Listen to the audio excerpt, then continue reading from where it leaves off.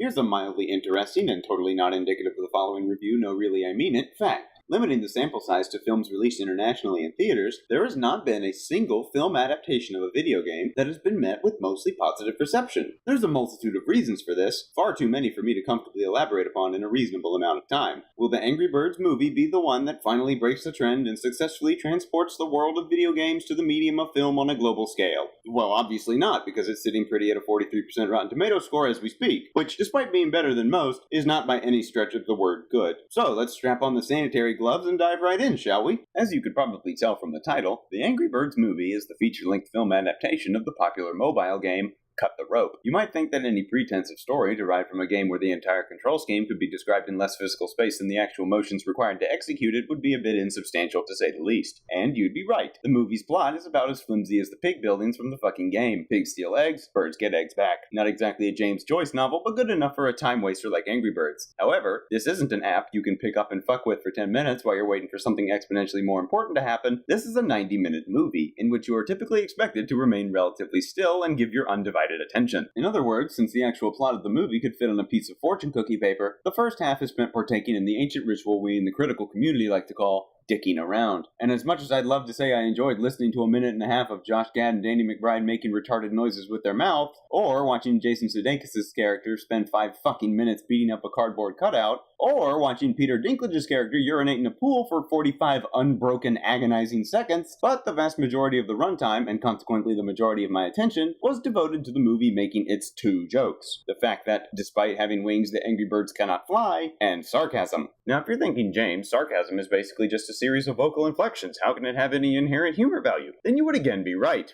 You're 2 for 2, good job. Sarcasm is not a joke. Sarcasm is something that becomes universally frustrating upon repetition, so it's something you populate a character's dialogue with when you want the audience to dislike them. Giving that kind of script to a main character, coincidentally the one with the most lines, and you're left with a movie where the character you're supposed to be rooting for is an asshole. But wait, says movie. Red's only an asshole because all the other characters were assholes to him first, to a frankly unreasonable degree, thus justifying the personality of our protagonist. Great, I reply. Now I'm watching a movie where every character is an asshole. So once again, the most entertaining character in the movie also happens to be the one that never speaks. But herein lies another way to emotionally distance the audience from a character, even more than sarcasm. Puns. So many puns. Bird puns, pig puns, that particularly awful breed of puns where they replace existing swear words, patronizingly obvious puns. A character falls onto a pile of dynamite and says, "Oh, this is dynamite." Not to mention the vast array of puns that just don't make any sense. Drop your nuts and let's go? What the fuck does that even mean? They're birds, they don't have testicles. There is no joke here. No more so than the pop culture references, which are specifically painful because they don't even tie into what's going on. Either they're background sight gags or they're just kind of there. Like the characters will open a door, a reference will just happen, and then they'll just close the door and leave, rendering them as jarring and out of place as the fucking bizarre soundtrack. And of course, it wouldn't be a modern children's film without a boatload of veiled sexual jokes. I say veiled, but there is that one point where Josh Gad's character explicitly tells all the female birds on the island to line up and fuck him, but I won't dwell on that. The less time I spend imagining Josh Gad gaining sexual fulfillment from anyone, much less a flock of birds, the happier I will be. I couldn't help but feel that this movie was a greater offender than most in this category, however, and I think there's a pretty good reason for that. You gotta think about who exactly this movie is for. Theoretically, a film based on Angry Birds would be intended for the people who play Angry Birds. And who plays Angry Birds? Fucking everyone! From the age of your average shit-eating meme lord lurking me IRL on the family computer to the average Medicare recipient, everybody has played Angry Birds at least once. And the makers of the movie are perfectly aware of that. You see, the movie goes to great enough lengths to establish that the eggs aren't just collectibles,